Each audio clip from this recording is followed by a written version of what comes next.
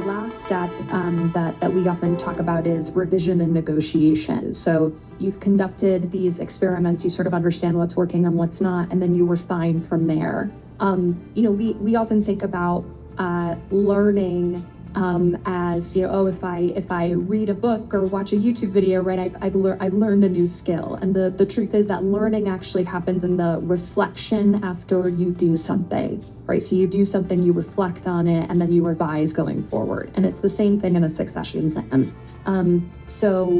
Really thinking about, sort of taking stock of this sort of experimentation phase and then deciding what you want to stop, start, and continue based on that.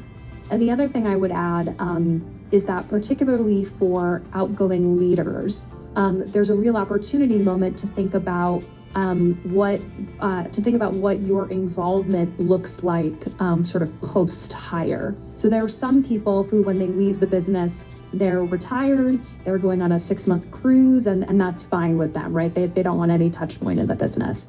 I would say that's I don't often see that. More often what I see is, an outgoing CEO might then become executive chair of the board. That's one common way for that person sort of stay engaged. Another thing I've seen that's really helpful is for the outgoing leader to have, breakfast twice a month and sort of an informal coaching relationship with the incoming leader. I wouldn't do that forever, but that's part of that experimentation and negotiation phases, right? Sort of figuring out the right balance that works for everyone. So really taking time to think about what you and your team have learned, and what decisions you want to make going forward. Thank you.